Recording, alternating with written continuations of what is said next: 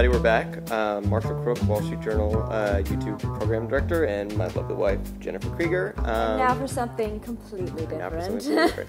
So we did Game of Thrones. Now we're doing Season 5 Breaking Bad. We just plowed through Season 4 to catch up.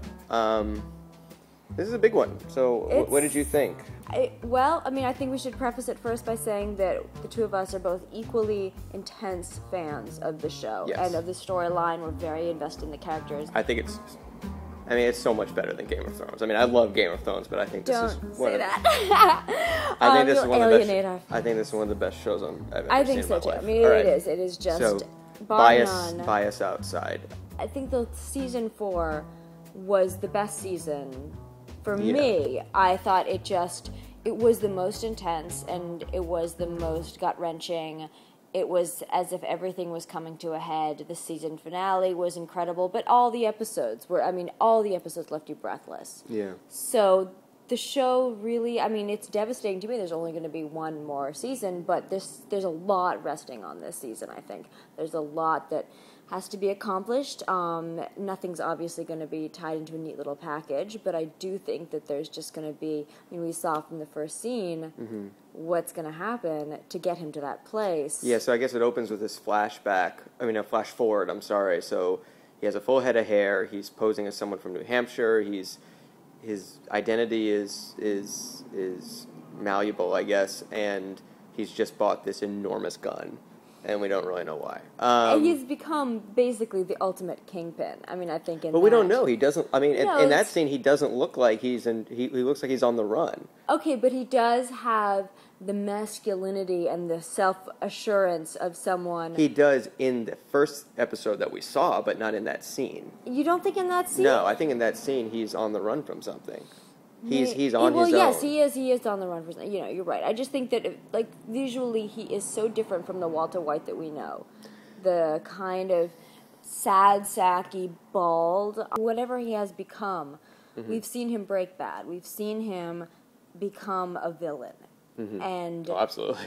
It's been... We saw him come back a long time ago. Well, but I think that it's taken a while to really fully realize just how bad he is. And I think that for you and I have a different... See, I don't know if I buy that. I think, how can you have looked at that scene where he let Jesse's girlfriend die and not figure, this guy's gone. This guy is far gone, past the point of any sort of... redemption. Or forgiveness.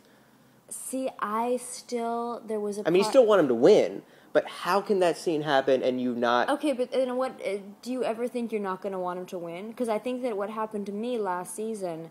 and a little bit in this episode, was I kind of stopped wanting him to win. Because I thought, what happens when he wins? Well, he did win at the end of Season 4, and so exactly. I think Season 5 is now the consequences of his victory, and with how he relates to Jesse, with how he relates to Mike, with how he relates to Skyler and his kids. Well, how many more people die if Walter starts winning? I have no idea. No, I have no idea. That's the thing. I think the characters that I hold so dear at this point are now Skyler and Jesse. And and Hank to a certain extent. Hank, who I never liked in the beginning episodes, found his character grating. I found Skyler's sister to be grating. Now I'm rooting for those characters, and I'm feeling like Walter White has lost to a certain extent. He's lost your empathy. Well, it's more than empathy. If you're saying that he lost any kind of empathy when he watched the girl die, I think that it goes even beyond that. I think that he may have lost some empathy then, but I think that he established himself as cold, calculated, and so untrustworthy, not just for the other characters, but for the audience as well. Not to mention murderous. This episode, we saw this stone-faced, cold, incredibly confident, incredibly gruff, and even demeaning Walter White, that he feels he's earned the right to be by defeating Gus and by essentially showing his wife who he really is. And in the realm that he now exists, the drug world, he has earned that right. Yeah, and he's won. But I think the most important thing, and we talked about this, is that Skyler sees the consequences of her involvement in this world when she goes to visit Ted. And that, for me, was the most shocking thing. I was expecting him to kind of just, typical TV guys in a hospital just lying down with like maybe bandages, but just that was one of the more horrific things I've seen on that show. Well, I had a nice sort of reference back to the insane death of the drug kingpin from last season with the face gone. I mean, there was a similar kind of like bald, like almost like if you like think of the two images of those two men juxtaposed. There's an interesting parallel to it, I think. Be. But I just think, but yeah, no, and that's just a purely visual thing. I think that that scene was the best scene of the episode, definitely. And I think because like and the most affecting. And I think it'll be interesting to watch her character this season because I think that she's so good. She was enjoying it for a while. She was enjoying the money. Of course. She was enjoying not the danger, but she was willing to believe on some level that everything was going to be okay, even if in IRS issues aside with Ted. But now she's seeing through Walt's actions and through her own actions that this is a really violent world. And I think that what's interesting is we're sort of waiting for her to get to the place the audience is at in terms of knowing Walt and knowing what Walt's done. Yeah. And eventually she'll get there. How many people has he killed? I've tried to think about it. And I think he's killed at least 7 people, but I could, maybe if you're watching, you could tally for us. And what's crazy is, and I'd also love to know people's reactions. At what point did you stop rooting for him, or did you ever stop rooting for him? Are you still rooting for him? I think that everyone has a different. At what point did he officially break bad?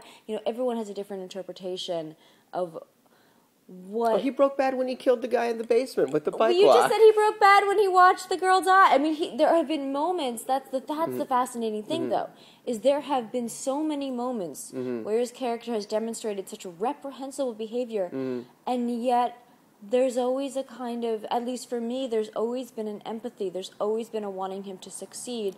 There's always been a kind of like, oh, but you really feel for the guy. And at some point, everyone that I know and love who watches this show has the same reaction. We talk about it sort of like, for every Walter White fan, they had this moment where they just thought, I can't get behind this guy anymore. But for everyone, it's different. And that's, I think, the fascinating thing about the show and his character. Yeah. And I think we should wrap it up there. But, right, cool. I'm not going to rate the show this time. Yeah, I mean, I don't even know what we would use. I didn't love this episode, but I really liked this episode. But I'm very excited to see what's going to happen. I'm so excited about this season. I just love this show so much. Hope you guys like this. Thank you for watching. Please like, comment, share, tweet, whatever. Love you, sweetheart. Love you. Love you. Bye.